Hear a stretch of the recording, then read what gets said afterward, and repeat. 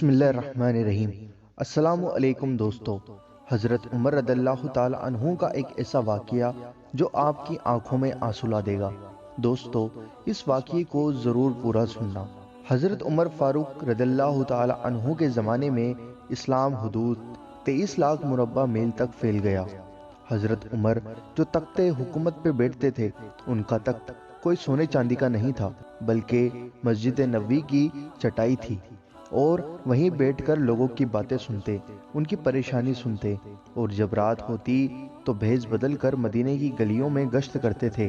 ایک رات جب حضرت عمر رضی اللہ تعالی عنہ اپنے غلام اسلم کے ساتھ حرہ واقم کی طرف نکلے، اور جب وہ سرار پہنچے تو ایک جگہ آگ جلتی ہوئی دیکھی۔ جب نزدیک پہنچے تو دیکھا کہ ایک عورت آگ پر ہنڈی چڑھائے ہوئے تھی اور اس کے بچے رو رہے تھے۔ حضرت عمر رضی اللہ تعالی عنہ نے سلام کیا اور پوچھا، یہ ہنڈی کیوں چڑھا رکھی ہے اور بچے کیوں رو رہے ہیں؟ انہیں کھانا کیوں نہیں دیتی؟ عورت بولی، یہ بچے بھوک سے رو رہے ہیں۔ 3 دن سے ہمارے یہاں کھانے کو کچھ نہیں ہے، روزانہ بچے روتے ہیں، اور میں ہنڈیا کے اندر پتھر ڈال کے نیچے سے آگ دے دیتی ہوں، پھر بچے انتظار کر کے سو جائیں گے۔ کمبخت سو بھی نہیں رہے اور وہ پتھر بھی پکیں گے کیا؟ اور میں عمر کی جان کو رو رہی ہوں، اللہ ہمارے اور عمر کے بیچ فیصلہ کرے۔ یہ بات سن کر عمر رضی اللہ تعالی عنہ کا کلیجہ دہل گیا اور فرمایا، اللہ رحم کرے، عمر کو آپ کے بارے میں کیسے پتا ہوگا؟ عورت بولی، کیوں نہیں ہوگا؟ وہ ہمارا حکمران ہے، وہ ہم سے غافل اور بے خبر کیسے ہے؟ یہ سن کر حضرت عمر رضی اللہ تعالی عنہ اور اسلم فوراً پلٹے، بیت المال اناج کے گودام میں آئے، آٹے کی ایک بوری لی، گھی لیا، کھجور لی، درہم لی اور کپڑے رکھے، یہاں تک کہ بوری پوری طرح سے بھر گئی، اور اپنے غلام اسلم سے فرمایا، یہ بوری میری پیٹھ پر لاد دو۔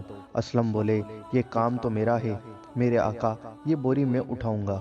حضرت عمر رضی اللہ تعالی عنہ کی آنکھوں میں آنسو ہیں اور فرمایا، اسلم، قیامت کے دن میرا بوجھ اٹھا لو گے؟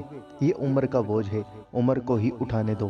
یہ سن کر اسلم نے بوری ان کے پیٹھ پر ڈال دی، اور وہ عورت کے گھر جاتے ہیں اور دستک دیتے ہیں۔ وہ جب دیکھتی ہے تو اس کی جان میں جان آ جاتی ہے، اور کہا، جلدی جلدی آٹا گوندو۔ اور حضرت عمر رضی اللہ تعالی عنہ سبزی کاٹنے لگ جاتے ہیں، اور چولہے پہ سبزی پکانے رکھ دی جاتی ہے، اور جب آگ بجھنے لگتی ہے، حضرت عمر رضی اللہ تعالی عنہ جھکے جھکے چولہے کے اندر پھونک مارتے ہیں، اور جب کھانا تیار ہو جاتا ہے اور سب کھا لیتے ہیں تو حضرت عمر رضی اللہ تعالی عنہ بچوں کو خوش کرنے کے لیے ان کے ساتھ کھیلتے ہیں اور بچوں کو ہنساتے ہیں۔